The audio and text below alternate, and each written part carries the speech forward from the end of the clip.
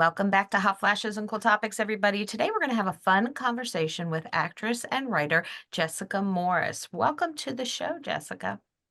Thanks for having me. Well, it's our pleasure, and I remember your character from One Life to Live.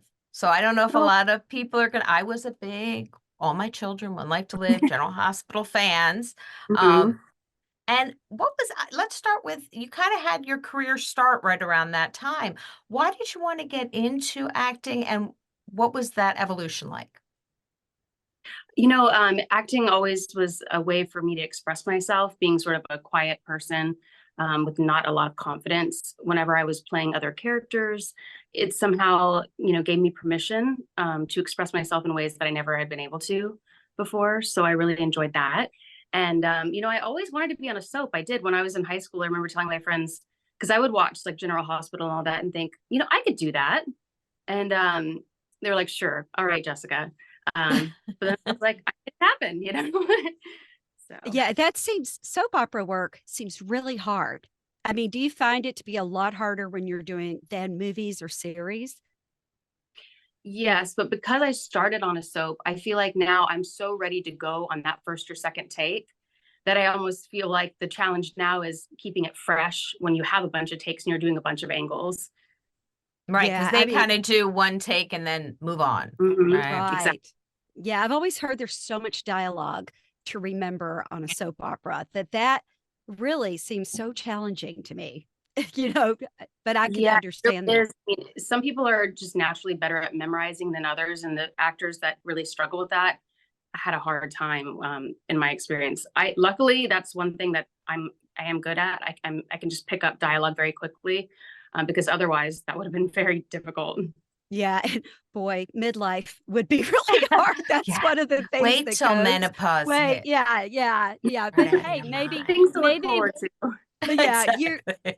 maybe with all the practice you've had, you've already got those pathways going, so everything will be good, hopefully for Well, let's you. hope. Yeah. So we're going to get into kind of your career evolution, but we wanted to start with the most recent project, which is Break In with Billy Baldwin. Can you tell us about that project and how it came around?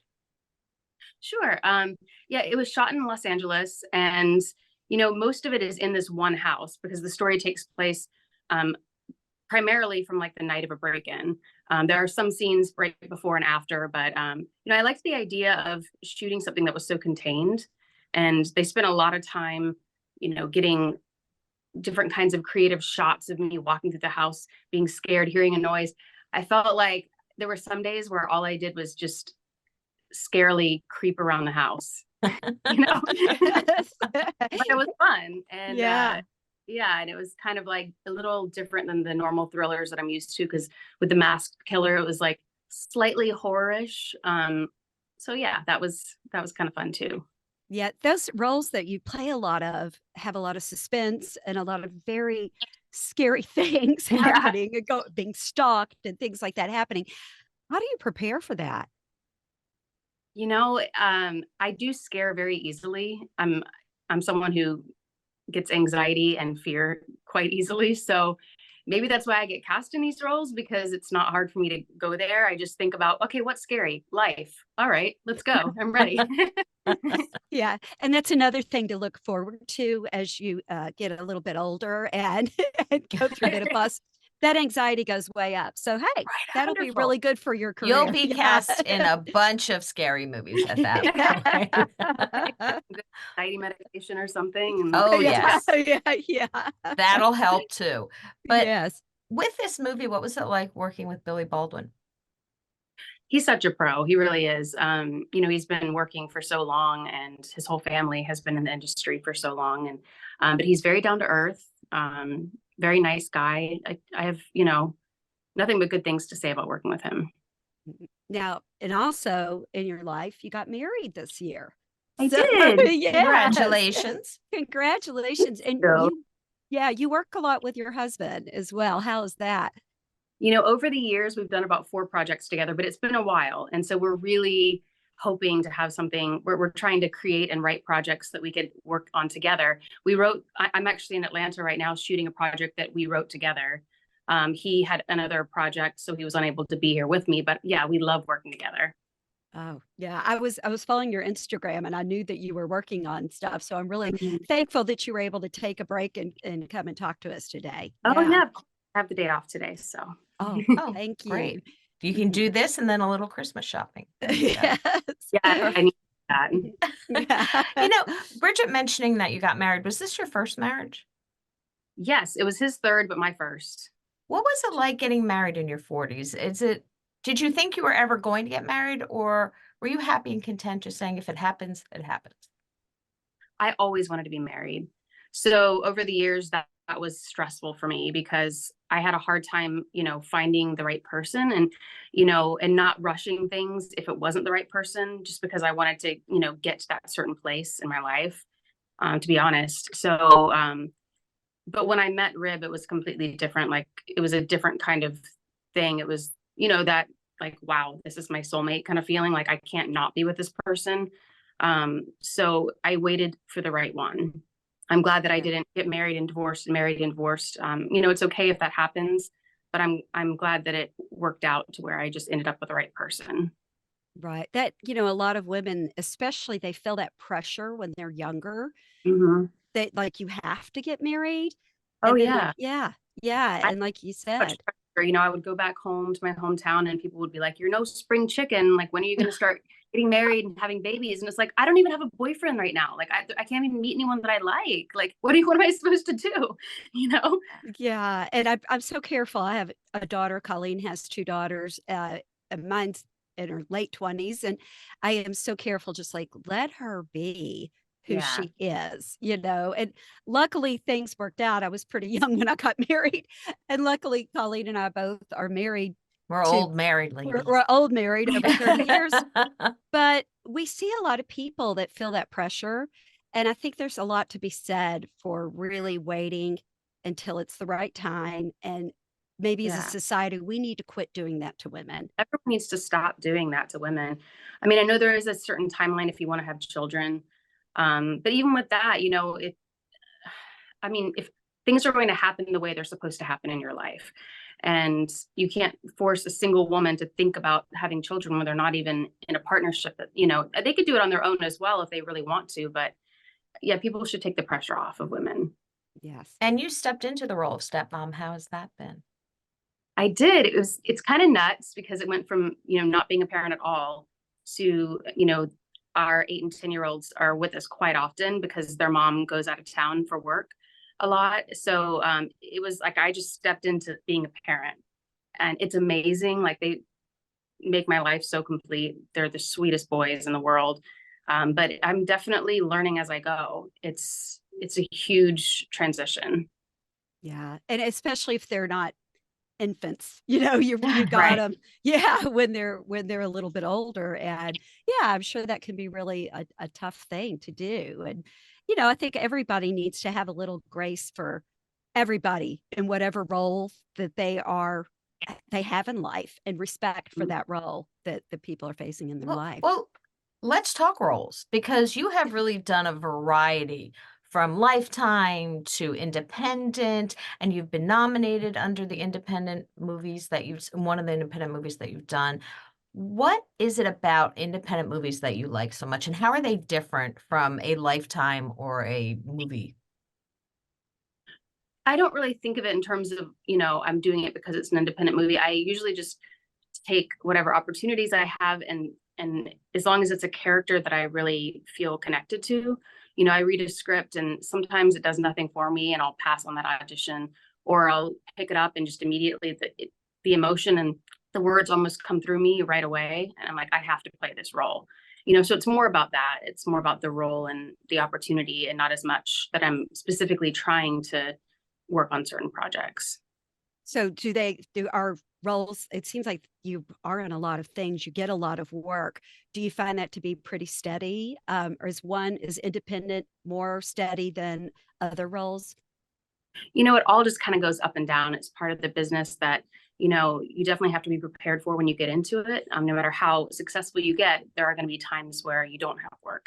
And so you have to be okay with that, have other creative outlets, other ways to maybe make money if you need to, and things like that. Yeah. You started in 92, right? So you've kind of watched the Nice. evolution. around there, early 90s. And you've kind of watched the evolution of the Netflix, the Hulu. How has that changed for actors? I think there's a lot more to do. I mean, there's more opportunity. There's with all the streaming sites and everything, there's more work, which is amazing. Yeah. How did the writer strike and the actor strike? How Right, was because you that? do both. Yes, you do both. Yeah. Well, it definitely made things a little tough. It was kind of like, well, that's exactly what I mean. Like that's a time when you hope that you have another way to make money, that you have other interests, because if you're putting all your eggs into that one basket, you're kind of sorry, you're No, kind that's of okay. That's okay. Yeah. Yeah. I just felt a lot for people in that industry because that's really tough. And then when you have things like your insurance and having to work so many days and things like that Mhm.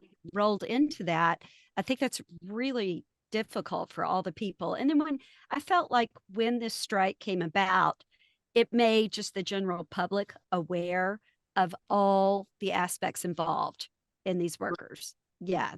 Because That there were so many different people in different positions who were out of work because of it. right. And not everybody in that industry is a multimillionaire, and people are starting to maybe hopefully understand that Hmm. there's a lot involved here. Yeah. Right. It's not as easy as just being, walking on set and becoming, Yes. a Mhm. multimillionaire on your Right. first, show.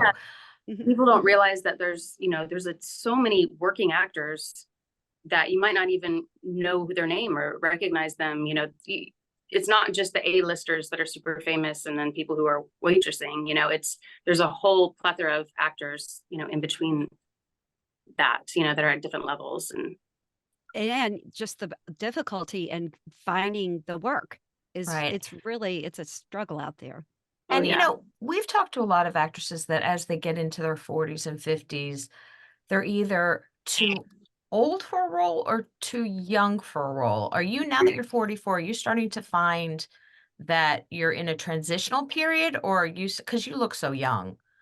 Well, I thank don't know you. if you've really reached that point where you're like, I'm not sure if I'm playing the mom Mhm. or the, The sister. daughter. Yeah. Right. Mhm. How's that been for I you? It's been good for me right now because I feel that I do look slightly younger than my age. So for instance, when I was, in my 20s, I was still playing high school and always playing maybe about 10 years younger than my age. So I went through a very kind of awkward stage in my like late 20s, early 30s, where I wasn't quite the mom or the teacher, but I also was too old at that point to play the student or the kid. Um, but now I feel like I'm stepping into all those roles. I can play the doctor, the lawyer, the teacher, the mom, and it just really opens things up for me. Right. I know that they've placed you in a lot of cougarish roles too. Yeah, they love putting me with younger men. Yes, they I do. play. That's not such a terrible place to No, be. no, No. yeah, the pool boy and the Mhm. teacher, and yeah, it's like those are kind of fun roles. Yeah, yeah, I'm definitely not complaining. A lot of fun. Yeah. As you look to the future, you've written, you've played a lot of different roles. How would you like to see the evolution of your career now? Would you like to play more primetime shows or stick with Lifetime? What would you like to see? Like if you could pick any show to be on, Yeah. what would that be? I'm not sure which show precisely, but I think I would like to work in LA as much as possible because, now being a wife and a stepmom, it's really hard to travel so much for me. It kind of takes the fun out of it a little bit for me, to be honest. Like, so my dream would be to be on a series that's consistent, that shoots in LA, and I can come home and be in my own bed, in my own home with my family. Yeah, I mean, I think that's gotta be so difficult to be in a different city, and who Mhm. knows where they're shooting. Sometimes you're Right. shooting in very remote areas, and Mhm. I think that's gotta be really difficult. Yeah, And when I was younger, I loved traveling and going. I was like, take me anywhere. But now, I've kind of planted some roots and I kind of want to stay where my home is. where are Yes. some of the most exotic places you've done shoots at your Well, films? I did some of the Ananya Club in Amsterdam, So that was kind of fun. The director's from there, and so I flew there, and that was probably the furthest I've gone for a job. That's one of my most favorite cities. Really? I love Amsterdam. I've been there 4 times. I love it so much. I'm actually shocked I liked it as much as I did too. Yeah, Yeah. I'd love to go back. Yeah. Do you want to get into more writing, or which aspect do you like more? Or are they even? I prefer acting. I love writing, and it is a great creative avenue for me, but I really enjoy writing the first draft of a script. It's just like when you can let things flow. But then when you start getting notes from producers and you're trying to please a bunch of different people, I don't really like it as much, I'm going to be honest. But if to get a project produced, it's part of the process. But I just prefer acting. But I will continue to write. There's a couple projects that I'm working on right now, and I'll just keep it going just as it comes to me. Yeah. I mean, I'm sure that's like got to be, if they come back to you and say, or it seems like it could even change the whole outcome sometimes if they come out back to you with rewrites and suggestions. And I could see where you feel like you might be losing ownership of that. Yeah. Yeah. And then, if you do write something and then they change it around, it could be years before it actually makes it to the TV. So that must be frustrating as well when you're getting it change after change after change. Right. Yeah. It almost feels like a Frankenstein script, because you're just changing and reworking everything, and you're like, what is this even about anymore?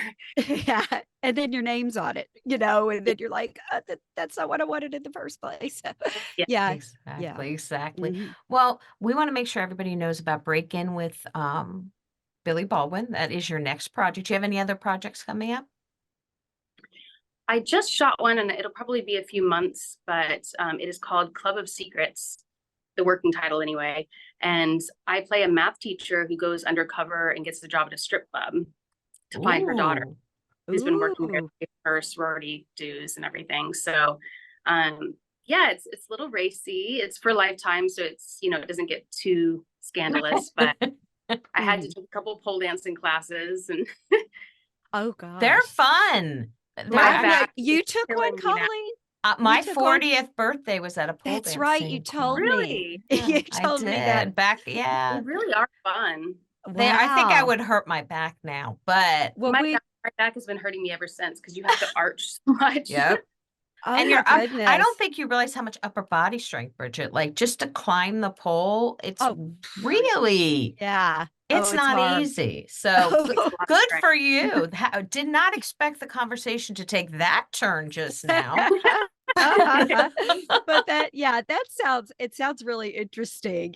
So look out in 2024 for for that. That will be Jessica really Morris pole dancing soon on Lifetime. Teaching math and pole dancing. And, hey, it's got to involve some geometry and things like that in it. So, Thank you so much, Jessica, for coming on the show today, and we wish you the best of luck in 2024. Thank you. It was so much fun.